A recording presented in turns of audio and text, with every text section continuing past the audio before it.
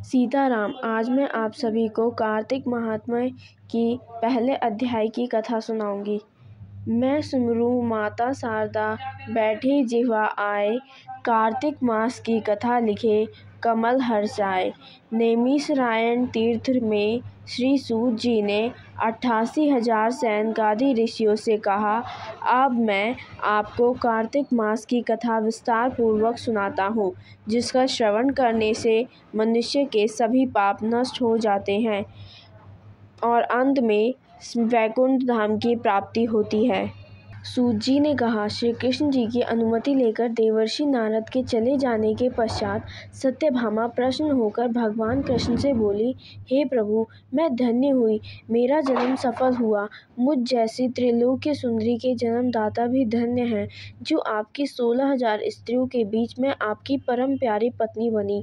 मैंने आपके साथ नारद जी को वह कल्प वृक्ष आदि पुरुष विधि पूर्वक दान में दिया, परंतु वही कल्प वृक्ष मेरे घर लहराया करता है। यह बात मृत्युलोक में किसी स्त्री को ज्ञात नहीं। हे त्रिलोकीनाथ, मैं आपसे कुछ पूछने की इच्छुक हूँ। आप मुझे कृपया कर कार्तिक महात्म्य की कथा विस्तार पूर्वक सुनाइए, जिसको सुनकर मेरा हित हो और जिसके करने से कल प्रयत्न भी आप मुझे विमुख ना हो। सूत जी के आगे बोले।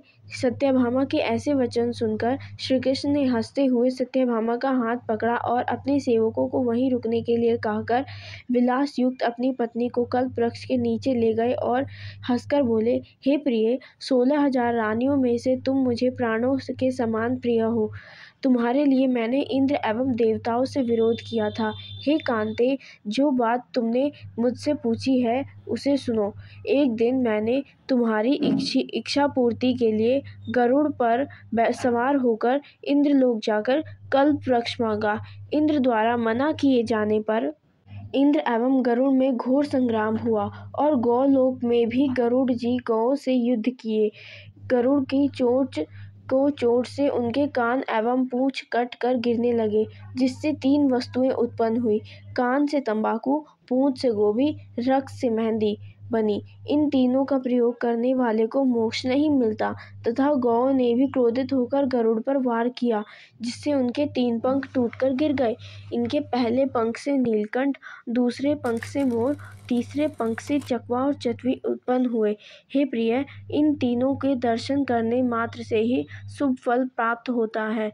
यह सुनकर सत्यभामा ने कहा, हे प्रभु, कृपया मुझे मेरे पूर्व जन्मों के विषय में बताइए कि मैंने पूर्व जन्म में ऐसे कौन कौन से दान, व्रत व जप नहीं किए हैं। मेरा स्वभाव कैसा था, मेरे जन्मदाता कौन थे, मुझे मृत्युलोक में जन्म क्यों लेना पड़ा, मैंने ऐसा कौन सा पुण्य कर्म किया था जिससे मैं आपकी अर्धांगिनी हुई। श्री कृष्ण ने कहा, हे प्रिय, अब मैं तुम्हारे द्वारा पूर्व जन्म में किए गए पुण्य कर्मों का विस्तार पूर्वक कहता हूँ, सुनो। पूर्व समय में सतयुग के अंत में मायापुरी में अत्रि गोत्र में वेद वेदांत का ज्ञाता देव शर्मा नामक एक ब्राह्मण निवास करता था।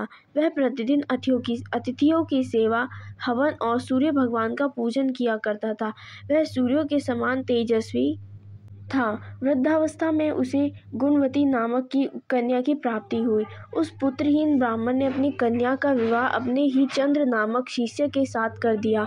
वह चंद्र को अपने पुत्र के समान मानता था और चंद्र भी उसे अपने पिता की भांति सम्मान देता था। वह एक दिन दोनों कुश व समिधा लेने के लिए जंगल में गए। जब वे हिमालय की तलहटी में भ्रमण कर रहे थे, तब उन्हें एक राक्षस आता हुआ दिखाई दिया। उस राक्षस को देखकर भय के कारण उनके अंग शिथिल हो गए और वे वहां से भागने में भी असमर्थ हो गए। तब उसे काल के समान राक्षस ने उन दोनों को मार डाला। चूंकि वे धर्मात्मा थे, इसीलिए मेरे पार्षद उन्हें बैकुंठ में मेरे पास ले आए। उन दोनों द्वारा आजीवन सूर्य भगवान की पूजा किए जाने के कारण मैं दोनों पर अति प्रसन्न हुआ। गणेश जी, शिव जी और सूर्य व देवी, इन सब की पूजा करने वाले मनुष्य को स्वर्ग की प्राप्ति होती है। मैं एक होता हुआ भी काल और कर्मों के भेद से 5 प्रकार का होता हूँ। जैसे एक देवदत्त, पिता, भ्राता आदि नामों से पुकारा जाता है। वे दोनों विमान और आरूढ़ होकर सूर्य के समान तेजस्वी रूपान चंदन की माला धारण किए हुए मेरे भवन में आए तो मैं दिव्य भोगों को भोगने लगे।